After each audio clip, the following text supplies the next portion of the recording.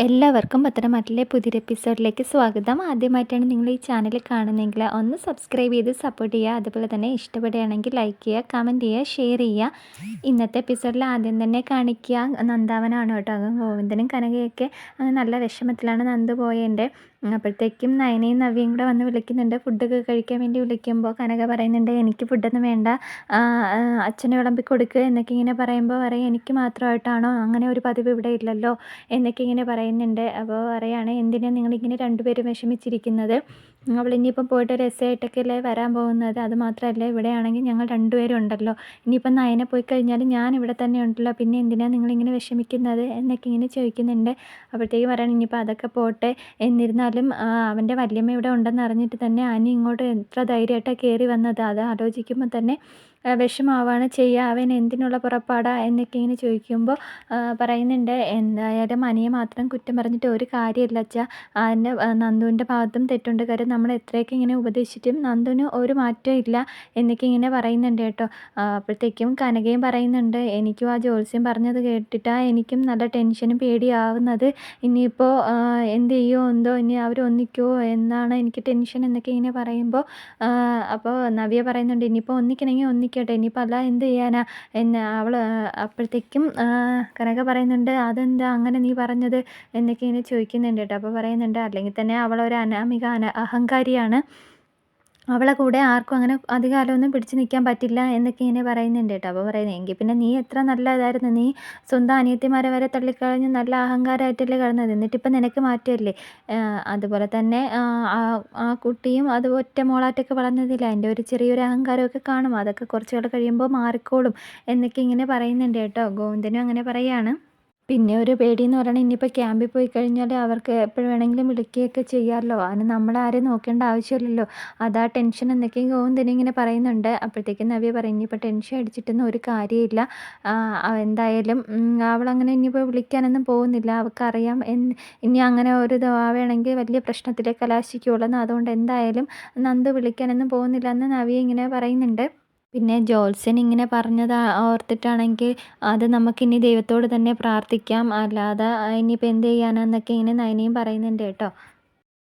അടുത്തായിട്ട് അനന്തപുരിയാണ് കേട്ടോ കാണിക്കുക. ജയനും അജയനും അനിയൊക്കെ ഇങ്ങനെ സംസാരിച്ചുകൊണ്ടിരിക്കുകയാണ്. അജയൻ പറയുന്നുണ്ട്, നീ എവിടുത്തെ അനിയനാടാ, ചേട്ടത്തിയും ചേട്ടനും ഒക്കെ ഇങ്ങനെ പിരിഞ്ഞ് ഇരിക്കുമ്പോൾ അവരെ പറഞ്ഞ് തിരുത്തി അവരെ ഒരുമിപ്പിച്ച് കൊണ്ടുപോവാതെ നീ ഇങ്ങനെ മിണ്ടാതിരിക്കുകയാണോ എന്നൊക്കെ ഇങ്ങനെ ചോദിക്കുന്നുണ്ട് കേട്ടോ. അപ്പോൾ പറയുകയാണ്, നിങ്ങൾ രണ്ടുപേരും പറഞ്ഞിട്ട് കേൾക്കാത്തല്ലേ ഇനി ഞാൻ പറഞ്ഞ കേൾക്കുന്നത് എന്നൊക്കെ ഇങ്ങനെ പറയുകയാണ് കേട്ടോ. അപ്പോഴത്തേക്ക് ജയനും പറയുന്നുണ്ട്, എന്തായാലും ആദർശ് ഇങ്ങനെ ഉടക്കി നിൽക്കുന്ന സമയത്ത് അവനെ പറഞ്ഞ് തിരുത്താൻ ഭയങ്കര ബുദ്ധിമുട്ടാണ് എന്നൊക്കെ ഇങ്ങനെ പറഞ്ഞുകൊണ്ടിരിക്കുന്ന സമയത്തേക്കും ആദർശ് വരുന്നുണ്ട് കേട്ടോ. അപ്പോഴത്തേക്കും ആദർശ് വരുന്ന സമയത്തേക്കും ഉടനെ ജയൻ പറയുകയാണ്, അനി ഇങ്ങനെ പറയുമായിരുന്നു, ചേട്ടൻ്റെ ഭാഗത്താണ് ശരിയെങ്കിലും അവർ തമ്മിൽ ഒരുമിപ്പിച്ച് കൊണ്ടുപോവേണ്ടതല്ലേ, അത് നിങ്ങൾക്ക് ചെയ്തുകൂടെ എന്നൊക്കെ അവൻ ഞങ്ങളോട് ചോദിക്കുകയായിരുന്നു, അപ്പം ഞങ്ങൾ പറയുകയും ചെയ്തു അതൊരിക്കലും പറ്റില്ല എന്നൊക്കെ ഇങ്ങനെ പറയുകയും ചെയ്തു എന്നിങ്ങനെ തിരിച്ച് പറയുന്നുണ്ട് കേട്ടോ. അപ്പോഴത്തേക്ക് ആദർശ് പറയുന്നുണ്ട്, നീ എന്താടാ ഇങ്ങനെ, നീ കൊള്ളാമല്ലോ ആൾ, നിനക്കെല്ലാം അറിയാമെന്നുള്ളതല്ലേ എന്നൊക്കെ ഇങ്ങനെ പറയുന്നുണ്ട് കേട്ടോ. നിനക്ക് എന്തിൻ്റെ കേടാന്നൊക്കെ ഇങ്ങനെ അനിയെ വഴക്ക് പറയുന്നുണ്ട്. അപ്പോൾ പറയുന്നുണ്ട്, ഞാൻ അതിനൊന്നും പറഞ്ഞില്ലല്ലോ, ഇത് ഉടനെ അവർ പ്ലേറ്റ് മാറ്റി പറയുന്നതാ എന്നൊക്കെ ഇങ്ങനെ പറയുന്നുണ്ട് കേട്ടോ. എന്നിട്ട് ആദർശ് പറയുന്നത്, എന്തായാലും നയന ചെയ്തത് തെറ്റ് തന്നെയാണ്, നന്ദികേടും തന്നെയാണ്, അതുകൊണ്ട് ഒരിക്കലും ഞാൻ അവളോട് ക്ഷമിക്കുകയില്ല എന്നൊക്കെ ഇങ്ങനെ ആദർശ് പറഞ്ഞുകൊണ്ടിരിക്കുകയാണ്.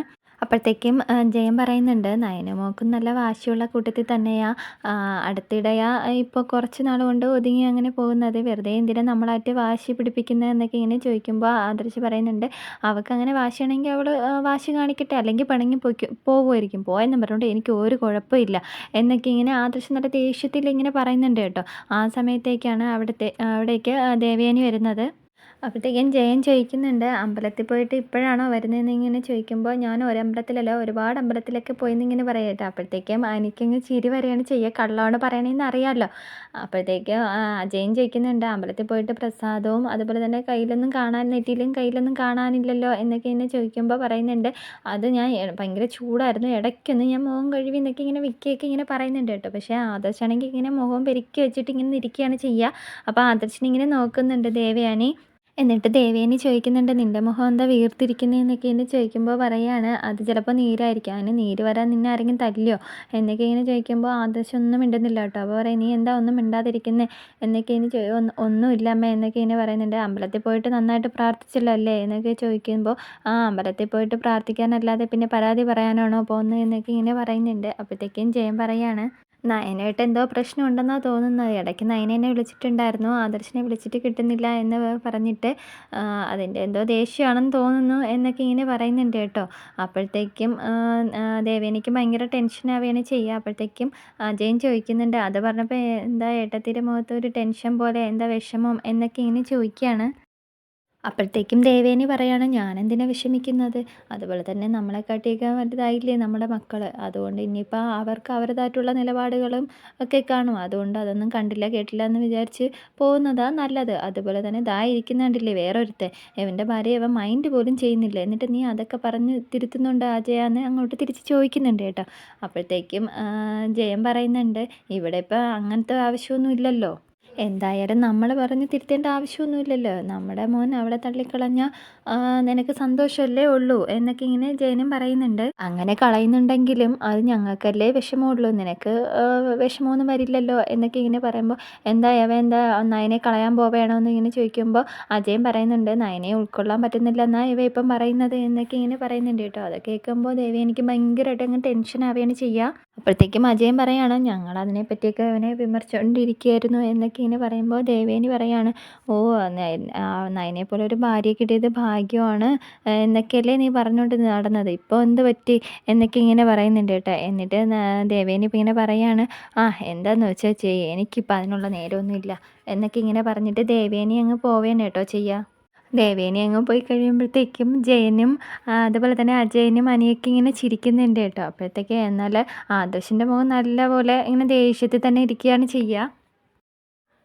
അടുത്തായിട്ട് ദേവയാനി നേരെ വരുന്നത് മുത്തശ്ശൻ്റെയും മുത്തശ്ശിയുടെ അടുത്താക്കിയാണ് കേട്ടോ. അപ്പോഴത്തേക്കും കാണുമ്പോഴത്തേക്കും മുത്തശ്ശി ചോദിക്കുന്നുണ്ട്, മരുമോൾ അമ്പലത്തിലൊക്കെ പോയിട്ട് വന്നല്ലോ എന്നൊക്കെ ഇങ്ങനെ ചോദിക്കുന്നുണ്ട്, മോൾ പ്രാർത്ഥിച്ചോ എന്നൊക്കെ ഇങ്ങനെ ചോദിക്കുന്നുണ്ട് കേട്ടോ.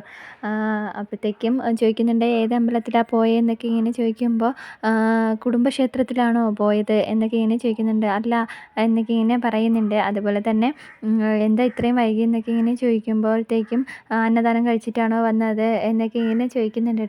അതെ എന്നൊക്കെ ഇങ്ങനെ പറയുകയാണ്. അപ്പോഴത്തേക്കും ചോദിക്കുന്നുണ്ട്, ഏത് അമ്പലത്തിൽ നിന്നാണ് അന്നദാനം കഴിച്ചത് എന്നൊക്കെ ഇങ്ങനെ ചോദിക്കുമ്പോൾ ആലോചിച്ചുകൊണ്ട് നിൽപ്പുണ്ട് കേട്ടോ. അപ്പോഴത്തേക്കും മുത്തച്ഛൻ ചോദിക്കുന്നുണ്ട്, എന്താ അതിന് വേണ്ടി ഇത്ര ആലോചിക്കാൻ എന്നൊക്കെ ഇങ്ങനെ ചോദിക്കുമ്പോൾ, അല്ല നമ്മളെ ഒരു കാവുണ്ടല്ലോ അവിടെ നിന്നാണ് കഴിച്ചത് എന്നൊക്കെ ഇങ്ങനെ പറയുന്നുണ്ട് കേട്ടോ. അപ്പോഴത്തേക്കും ശരി എന്നൊക്കെ ഇവർ രണ്ടുപേരും ഇങ്ങനെ പറയുന്നുണ്ട് കേട്ടോ. ഇവർക്ക് രണ്ടുപേർക്കും കാര്യങ്ങളൊക്കെ അറിയാമല്ലോ, അത് വെച്ചിട്ടാണ് അവർ പറയുന്നത്.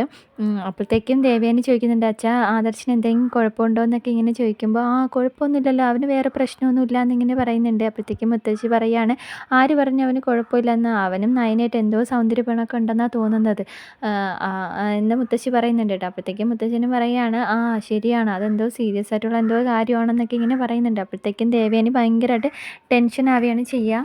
ഈ മുത്തശ്ശി ചോദിക്കുന്നുണ്ട്, ഇപ്പം എന്താ നീ ആരെയും വിളിക്കാതെ പോകുന്നത് എന്നൊക്കെ ഇങ്ങനെ ചോദിക്കുന്നുണ്ട് കേട്ടോ. അപ്പോഴത്തേക്കും മുത്തശ്ശൻ പറയാം, അവൾ കരൾ ദാനം കിട്ടിയതിന് ശേഷം ഇപ്പം അങ്ങനെയാണല്ലോ പോക്കെന്നൊക്കെ ഇങ്ങനെ പറയുന്നുണ്ട്. എന്നിട്ട് പറയുകയാണ്, അമ്പലത്തിലേക്കല്ലേ അതുകൊണ്ട് പൊയ്ക്കോട്ടെ എന്നൊക്കെ ഇങ്ങനെ മുത്തശ്ശനും ഇങ്ങനെ പറയുന്നുണ്ട്. അപ്പോഴത്തേക്കും ചോദിക്കുന്നുണ്ട്, പിന്നെ ഇപ്പോൾ നിൻ്റെ മരുമോളായിട്ട് എങ്ങനെയാണ്, നിനക്ക് ദേഷ്യം വല്ലതും ഉണ്ടോ എന്നൊക്കെ ഇങ്ങനെ ചോദിക്കുന്നുണ്ട് കേട്ടോ. അപ്പോഴത്തേക്കും പറയാം, എനിക്ക് അവളോട് ദേഷ്യവും ഇല്ല സ്നേഹവും ഇല്ല എന്നൊക്കെ ഇങ്ങനെ പറയുകയാണ്. അല്ല നീ ഇപ്പോൾ അവളെ അടുക്കളയിലൊന്നും കയറ്റുന്നത് കാണാനില്ല, ഇപ്പം മരുമകൾക്ക് നീയല്ലേ വെച്ചുണ്ടാക്കി കൊടുക്കുന്നത്, അതുകൊണ്ടാണ് ചോദിച്ചത് എന്നൊക്കെ ഇങ്ങനെ മുത്തച്ഛനും പറയുന്നുണ്ട്.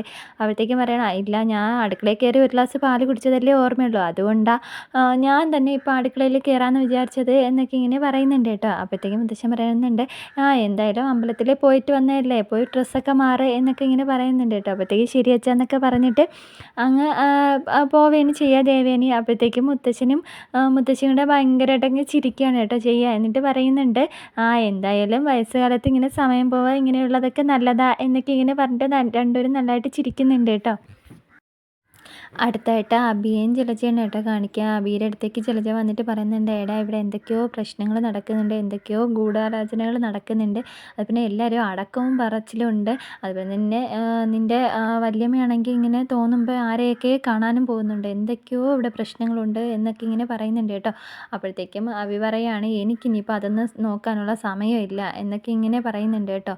അപ്പോഴത്തേക്കും പറയുന്നത്, അതെന്താ നിനക്ക് അങ്ങ് സമയമില്ലാത്ത, അതുപോലെ തന്നെ നീ ഇപ്പോൾ ഇടയ്ക്കിടയ്ക്ക് നവ്യയും കാണാനും പോകുന്നുണ്ടല്ലേ എന്നൊക്കെ ഇങ്ങനെ ചോദിക്കുന്നുണ്ട്. അപ്പോൾ പറയാണ്, അവളെന്തായാലും പ്രസവം എടുക്കാറായിരിക്കുകയല്ലേ, അതുകൊണ്ട് ഞാൻ കാണാൻ പോകുന്നതിൽ എന്താ കുഴപ്പം എന്നൊക്കെ ഇങ്ങനെ ചോദിക്കുമ്പോൾ, നീ ഇപ്പോൾ അവളെ സ്നേഹിച്ച് തുടങ്ങിയോ എന്നൊക്കെ ഇങ്ങനെ ചോദിക്കുന്നുണ്ട്.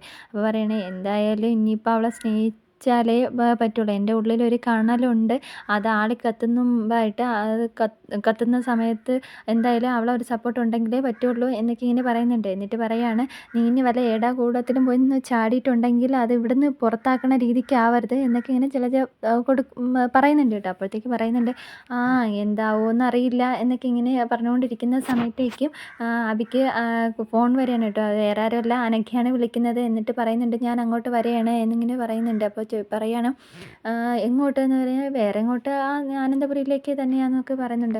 അയ്യോ എന്നൊക്കെ ഇങ്ങനെ പറഞ്ഞിട്ട് പെട്ടെന്നങ്ങ് അവൾ കോള് കട്ട് ചെയ്യുന്നുണ്ട് കേട്ടോ. അപ്പോഴത്തേക്കും ചിലച്ച് ചോദിക്കുന്നുണ്ട്, ആരാ എന്നൊക്കെ ഇങ്ങനെ ചോദിക്കുമ്പോൾ, അതെന്തിനാ അമ്മ അറിയുന്നത്, അമ്മ അറിയേണ്ട ആവശ്യമൊന്നുമില്ല എന്നൊക്കെ ഇങ്ങനെ പറയാം, എന്തെങ്കിലും ഉണ്ടെങ്കിൽ പറഞ്ഞിട്ട് പോടാന്നൊക്കെ ഇങ്ങനെ പറയുമ്പോൾ, അത് പറഞ്ഞിട്ടൊന്നും ഒരു കാര്യമില്ല എന്നൊക്കെ ഇങ്ങനെ പറഞ്ഞിട്ട് അബി ഇങ്ങനെ ടെൻഷൻ അടിച്ച് അങ്ങ് പോവുകയാണ് കേട്ടോ ചെയ്യുക. എന്നിട്ട് ചിന്തിക്കുന്നുണ്ട്, ഈശ്വര ഇനി ഇങ്ങോട്ടായിട്ട് വരികയാണെന്നുണ്ടെങ്കിൽ നല്ല രീതിയിലുള്ള പ്രശ്നമാവുകയും ചെയ്യും, അതെങ്ങനെയെങ്കിലും തടഞ്ഞേ പറ്റുള്ളൂ എന്നൊക്കെ ഇങ്ങനെ പറഞ്ഞിട്ട് അബി അങ്ങ് അകത്തേക്ക് പോവുകയാണ് കേട്ടോ ചെയ്യുക.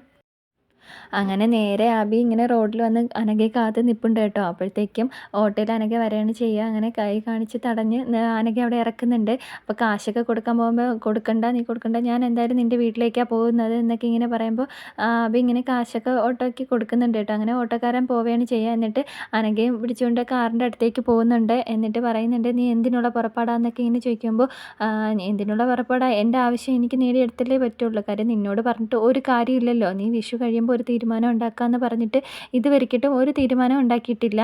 അപ്പോൾ ഇനി എന്തായാലും കാണേണ്ടവരെ കണ്ട് എൻ്റെ കുഞ്ഞിനെ അവരെ ഏൽപ്പിക്കുക തന്നെ ചെയ്യണം, കാര്യം എൻ്റെ ആയുസ്സ് ഇങ്ങ് അടുത്തുകൊണ്ടിരിക്കുകയാണ്. അതുകൊണ്ട് എന്തായാലും ഇനി എനിക്ക് അധികം ആയുസ്സൊന്നുമില്ല, അതുകൊണ്ട് മോളെ എനിക്ക് ഏൽപ്പിക്കേണ്ടവരെ ഏൽപ്പിച്ചേ പറ്റുള്ളൂ എന്നൊക്കെ ഇങ്ങനെ പറയുന്നുണ്ട് കേട്ടോ. അപ്പോഴത്തേക്കും അബി പറയുന്നുണ്ട്, എനിക്ക് നീ കുറച്ച് ദിവസം കൂടെ സമയം തന്നാലേ പറ്റുള്ളൂ, അല്ലാതെ നിൻ്റെ കാര്യത്തിൽ തീരുമാനം എടുക്കാനുള്ള ഞാനല്ലേ അതിന് പരിഹാരം കാണാനുള്ളത് എന്നൊക്കെ ഇങ്ങനെ പറയുന്നുണ്ട് കേട്ടോ. അപ്പോഴത്തേക്കും ഇങ്ങനെയൊക്കെ പറയുമ്പോഴത്തേക്കും അനഘ ഇങ്ങനെ പറയുന്നുണ്ട്, നീ ഇങ്ങനെ പറയാമെന്ന് പറഞ്ഞിട്ട് ഒരു മാറ്റവും ഇല്ലല്ലോ, ഇങ്ങനെ എന്നെ പറ്റിക്കുകയാണെന്നാണ് എനിക്ക് തോന്നുന്നതെന്നൊക്കെ ഇങ്ങനെ പറയുന്നുണ്ട് കേട്ടോ. അപ്പോഴത്തേക്കും പറയുന്നുണ്ട്, ഞാൻ ഒരിക്കലും നിന്നെ പറ്റിക്കില്ല, നിൻ്റെ കുഞ്ഞിനെ ഞാൻ ഏറ്റെടുക്കുക തന്നെ ചെയ്യുന്നത്, എനിക്കൊന്ന് കുറച്ച് സമയം തന്നാൽ മതി എന്നൊക്കെ ഇങ്ങനെ പറയുന്നുണ്ട്.